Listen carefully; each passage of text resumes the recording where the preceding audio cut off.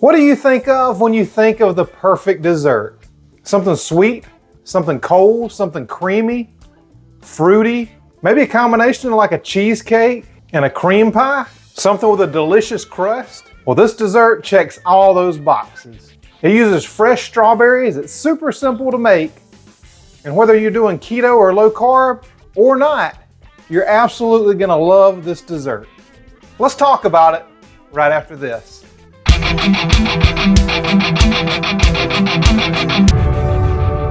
So if you've seen my lemon dessert recipe, you know that it's absolutely phenomenal. People rave about this recipe. And this is kind of a variation on this, but it uses fresh strawberries instead of lemons. Some people don't like lemon or lime. I don't know who those people are, but there's some. And so this is a different version because who doesn't love strawberries? I'm also going to show you how to make a delicious crust for it two different ways. One using pecans and one for people that have nut allergies. I'm going to show you how easy this is. It's so easy, even I can make it. And if you're following a keto or low carb lifestyle, but some people that you know aren't, let them give this a try. See what they think. They're gonna love it. So let's get into this amazing dessert recipe.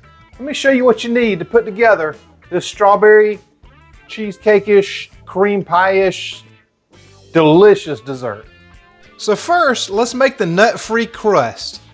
So you're gonna need the sweetener of your choice. Normally I use Magic Baker's blend, but I found this monk fruit sweetener on sale at Big Lots, so I'm using that. You need the granulated kind. The next thing you're gonna need is some good grass-fed butter, either this Kerrygold or the kind from Aldi. Then you're gonna need some sunflower kernels. Make sure you get roasted and unsalted. Unless you want a salty treat, then you can salt them up, but I wouldn't recommend it. You're also gonna need one of these molds. This is just to keep you honest and keep the portions under control. I'll put a link down below in the description. If you don't have one of these yellow mixing bowls, it's not going to taste the same, but oh well. You're just going to add your sunflower seeds in there. You're going to go ahead and add in that melted butter. I like to spread it around a little bit, spread the love, and then you're going to add in your sweetener. Just a little bit, and I kind of sprinkle it all over just so it doesn't clump when I go in to mix it. So we're going to mix this together really, really well. Make sure you get that butter incorporated and that sweetener incorporated before we go on and put it in our containers, because that's really important to get a good consistency for those sunflower seeds. And I like a little bit of texture to my crust, but if you like it smoother, more crusty I would say, you can always grind them up into a flour, mix them up exactly the same way before you put them in this muffin container. And just spread them out into each one as evenly as you possibly can. But we'll come back and fix that in a little bit. So we'll just go in and fill all 12 of them as evenly as possible. And once they're as even as you think they can be, we'll go in and just press them down with our fingers. And then we'll figure out which ones need just a little bit more of the seeds. Or the flour, whichever way you want to do it. And so since I had a little bit left over, whichever ones need just a little more love, I'll go ahead and go and fill them in with the rest of the sunflower seeds, just to make sure they're as even as they can possibly be. Hey, and if some get up on the side, don't worry.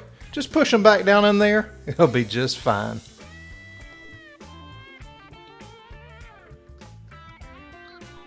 Now once you get them as even as they can possibly be, take a measuring cup. Try to fit it to the size of the bottom there. You might want to spray the bottom with a little bit of avocado oil.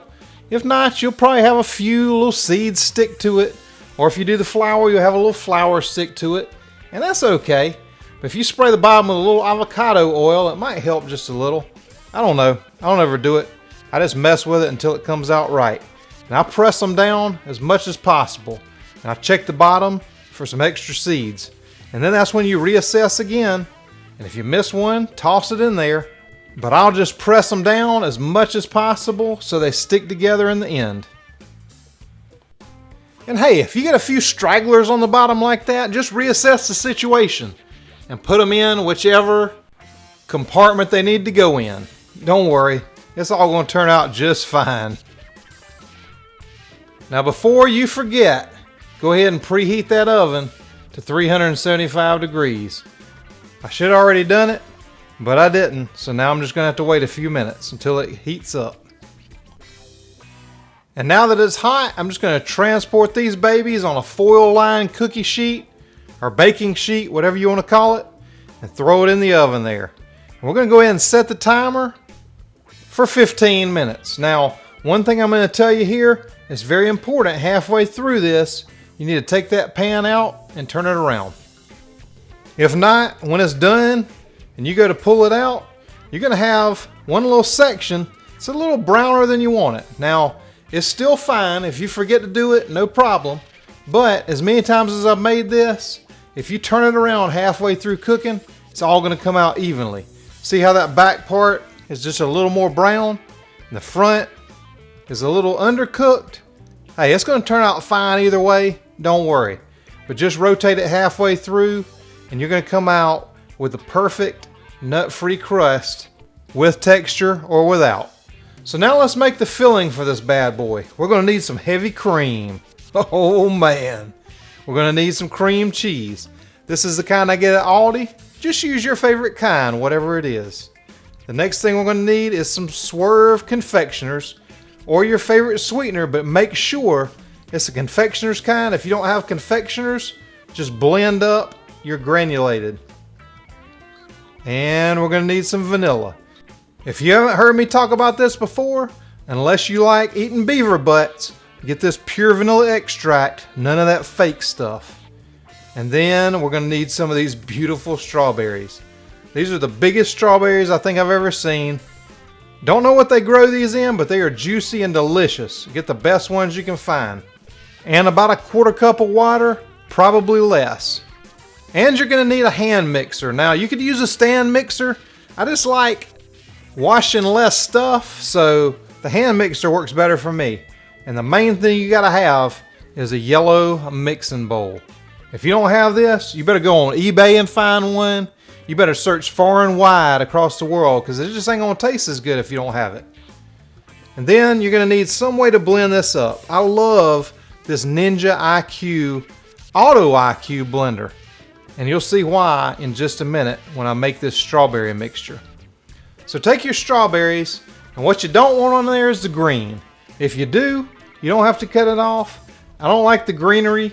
I get enough fiber from my salads and whatever else, so I'm gonna do away with that. Throw that out in the yard, compost it in the garden, whatever you wanna do. And then just take those strawberries, load them up into your blender cup, however you're gonna do it. Now, this is about 16 ounces, and notice I didn't crush them down or anything like that. They're just kind of loosely in there. And this is about what you want for this recipe.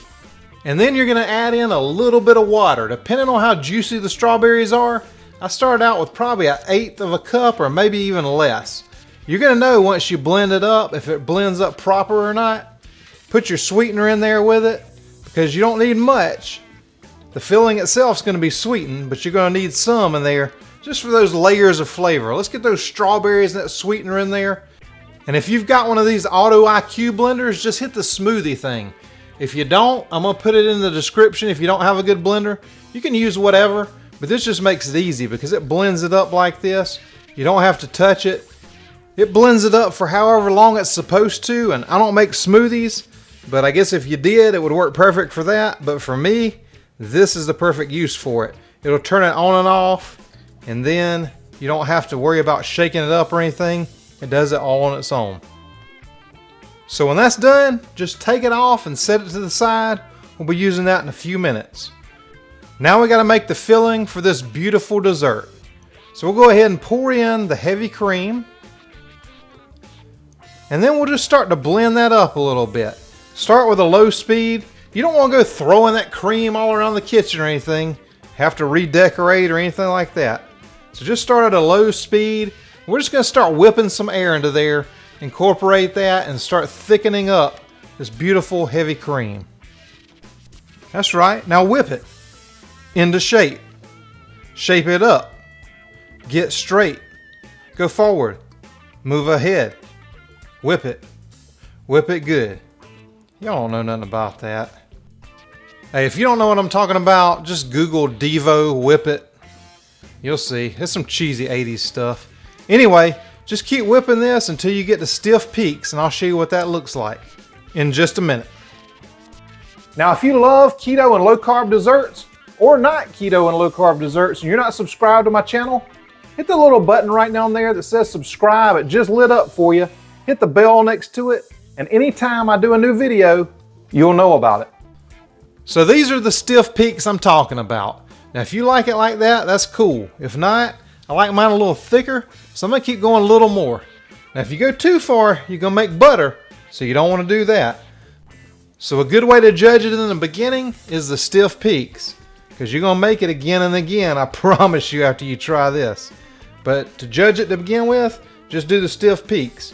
Once you've made it a few times, you can experiment a little bit like I did and just see what texture you like. I like mine a little thicker, so I'm gonna go a little longer. And of course, I like slinging all that whipped cream all around the place. Now we're gonna add in that cream cheese, because those two things together are the base of this beautiful dessert. And then we gotta sweeten it up a little bit. So we're gonna put in some sweetener, and I've got all the measurements and everything down at the bottom, so don't worry about trying to follow this. But I'm gonna put in some vanilla, and I like a little extra vanilla, so add as much as you want at your own discretion. Now we're gonna blend this up just until it's combined. You don't wanna over whip it. You don't wanna make some butter out of this or anything like that. So just get it kinda all combined together and mixed up real smooth. And then at some point, just take you a little spatula, get everything off the sides so we can combine it all together, because you want that to be consistent all the way through. You don't want sweetener in part of it and not another. And this is also the time where you want to go in and taste this masterpiece, because if it's not quite sweet enough for your liking, then you need to go in and add some more. So I just get a little on my finger and try it out there. Make sure it's proper, and oh yeah, it's proper.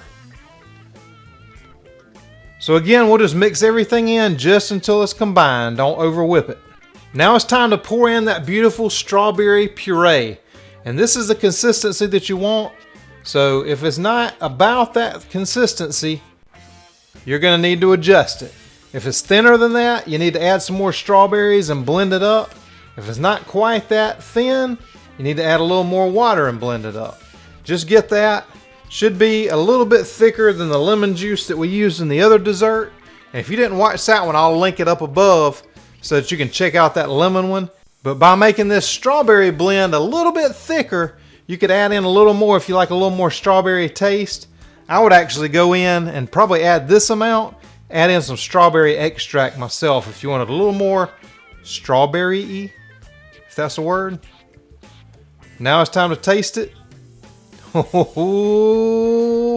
What's it gonna be? I'm gonna add in the rest of that strawberry because I like it like that. Now I'm gonna give it another mix just to get that strawberry puree throughout. And I'd taste it again at this point, because you may want it a little bit sweeter. You may want a little more strawberry where you could add that extract in, or it may be perfect. And this one was perfect. And this is how it should look when it's done. Oh man. Now it's time, after these crusts have completely cooled, and make sure you let them cool completely before you go in with this, or it's not going to set up right. And just layer in this strawberry goodness right on top of every one of those little crusts. Now doing it like this, make sure that you don't overeat it.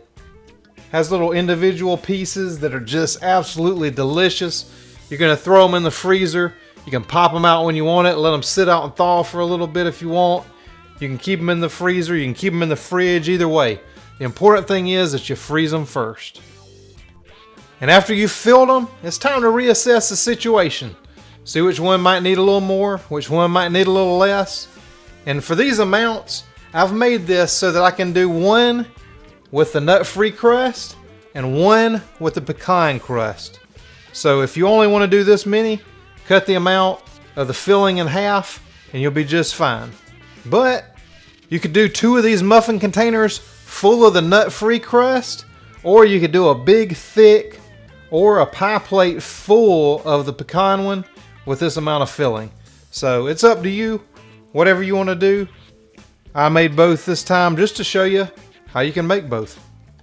And after you've got them all full like that, you could take your spoon, you can take your fingers, you can take a knife, you know, whatever you think is going to help you press them down proper, and just kind of push them down a little bit and get them nice and flat on the top so that they're going to freeze really well. And now it's time for their trip to the freezer. This part is important to get the right texture. You got to freeze them for a couple hours no matter what, and then thaw them out, whether you keep them in the fridge or the freezer. So now that those go in the freezer, let's make the pecan crust. So you're going to need some pecans. You can get halves, which I have, or you can get pieces. It doesn't really matter. You're going to need butter again. Kerrygold, some kind of grass-fed butter. You're going to need granulated sweetener. So basically the same ingredients that we have for the nut-free are going to work either way. We're going to take these, we're going to get our handy chopper out, and I'll link all the tools that I use down in the description if you don't have some of these things. It just makes it easy. But hey, you can use a good old-fashioned knife if you want to. This really makes it simple. And particularly if you have arthritis or some sort of inflammatory condition that you're trying to get rid of, this chopper is a game changer. You won't have to worry about holding the knife. It just makes everything so much easier. Now this is the consistency I like my pecans chopped to. Just a little bit of texture, a different consistency in there. But if you don't like that, if you want a more crust-like crust, then you can chop it into a flour also. Just blend it up if you want. So we'll just take those, put them in a container, and I'll give you the measurements of everything in the description, and just pour in your melted butter and your sweetener. Now, I like to just mix this right in the container because it's super easy. You don't need multiple containers to mix it in, and it works just fine. I take a fork and mix it up. The less utensils to have to wash, to me, the better. So I'll mix it up with that fork, and I'm also going to use that to press it down. Now, you want to make sure you press this down really well. It might have been a little bit chunkier than what I needed, and so if you don't press it down really good, it'll kind of crumble at the end. And I'll show you what that looks like in a few minutes, because I didn't press it down as good as I should have. So there was a little bit of a crumble. Hey, didn't matter to me. But if you're serving guests, just make sure you press it down really well. And we're going to go ahead and preheat this oven. Same thing, 375 degrees. And we'll just put it in the oven. Now this one, I've never rotated and it's always come out fine. I think you only need to rotate that sunflower seed crust. But we'll go ahead. I love to use timers myself, but if you don't, just make sure you get it nice and golden brown. And then once it's done, we'll go ahead and take it out. And with both these crusts, it is super important that you let them cool completely before you go in with that topping. Now that this is cooled completely, I'm going to go in with some of this delicious, this delicious dessert filling. And I am telling you the truth. If you haven't had this, if you haven't had the lemon one, you got to try this strawberry one. You may not like lemons, but I'm telling you, this is to die for. This is going to be your favorite keto or low carb dessert.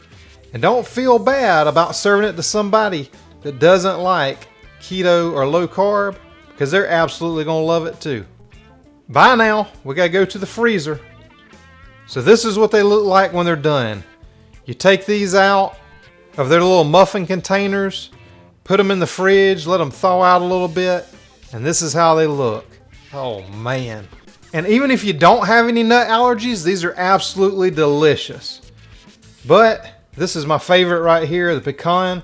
But see, if you don't press it down, it'll crumble just a little bit like that.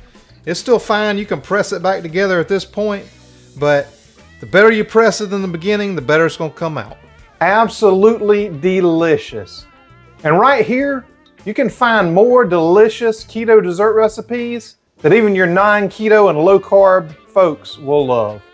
Thanks for sharing these videos, for all your comments, and I'll see you on the next video.